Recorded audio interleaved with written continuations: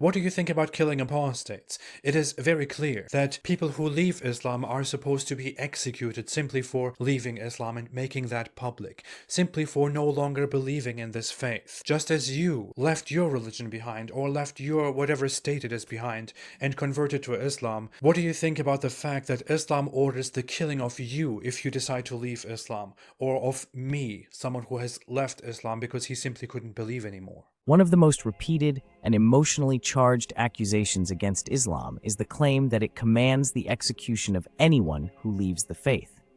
Critics argue that Islam is a religion of force and oppression that does not allow people the freedom to leave. The most common proof cited is a hadith from Sahih Bukhari, where the Prophet, peace be upon him, is reported to have said, "Whoever changes his religion, kill him." Sahih Bukhari. On the surface, this may seem like clear evidence that Islam does not tolerate apostasy. But what if I told you that this hadith does not mean what critics claim it does? What if I told you that the Quran never prescribes execution for apostasy? Instead, it speaks of consequences only in the hereafter. The Prophet Muhammad, peace be upon him, never executed anyone simply for leaving Islam.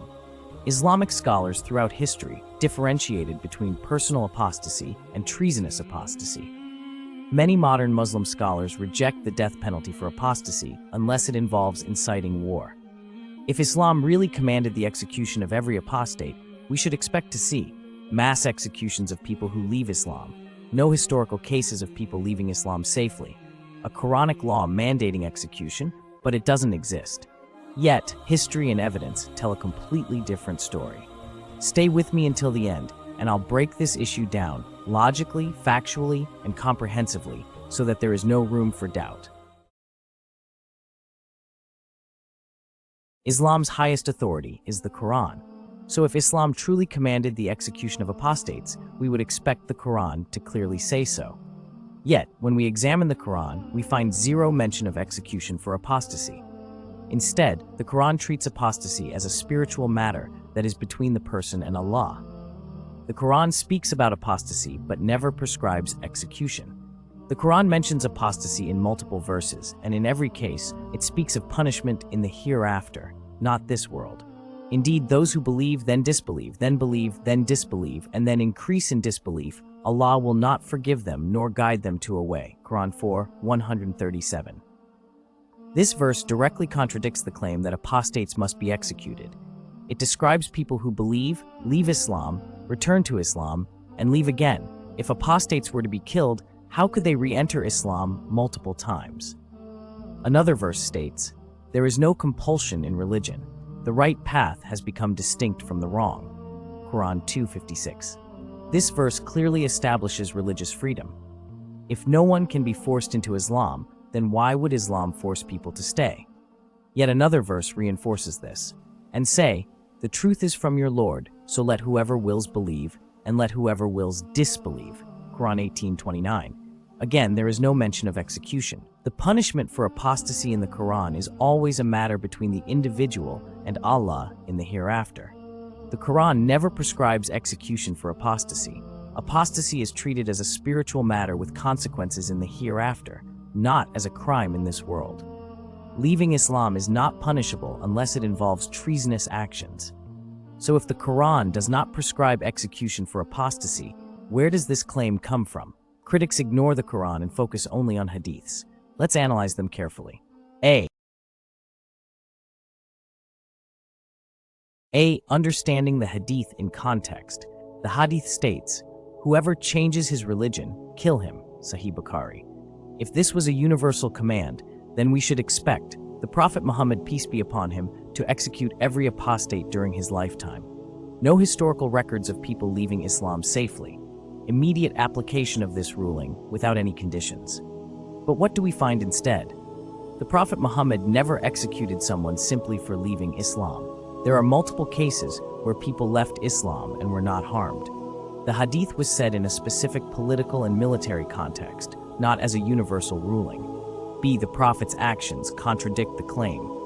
If this hadith was a universal law, the Prophet Muhammad, peace be upon him, should have applied it consistently, but he didn't. Examples from the Prophet's life. Abdullah ibn Abi Sar apostatized and later returned to Islam. He was not executed. During the Treaty of Hudaybiyah, the Prophet agreed that any Muslim who left Islam and went to Makkah would not be harmed. When a man came to the Prophet and openly rejected Islam, the Prophet let him go freely. If execution was the automatic punishment, why did the Prophet allow apostates to live freely? This hadith refers only to apostasy linked to treason, not private belief. The Prophet never executed someone just for leaving Islam. Context matters. This was a ruling for wartime treason, not for peaceful disbelief. In early Islam, apostasy was not just a personal decision. It was often a political act of rebellion. Apostasy was a political act in early Islam. Leaving Islam often meant joining enemy forces, such as the Quraysh or Romans. Apostates would leak military secrets and incite war against Muslims. Many apostates in history were not just leaving Islam, but actively trying to destroy it. Example, the apostasy wars, Ridda wars, after the Prophet's death, were not about punishing people for personal belief. These wars were against rebel groups who declared war on the Muslim state, not against individuals leaving Islam peacefully. If someone today leaves their country to join a terrorist group and incite war, would they not be punished for treason? Apostasy was historically linked to treason, not personal disbelief. Punishment was for political rebellion, not for changing one's faith privately. If Islam truly commanded killing every apostate, we should expect to see mass executions of converts out of Islam. No historical cases of people safely leaving Islam. The Quran explicitly mandating execution, but it doesn't. Yet we find the opposite. Many people leave Islam without harm. Historical records show Muslim scholars debating with apostates, not killing them. The Quran itself allows people to disbelieve. Islam does not command killing apostates unless they commit treason. The Quran emphasizes freedom of belief, personal responsibility, and accountability in the hereafter. If this response helped clear misconceptions, make sure to like, share, and subscribe to spread the truth. Have thoughts or questions? Drop them in the comments, and let's discuss with logic and evidence. Assalamu alaikum.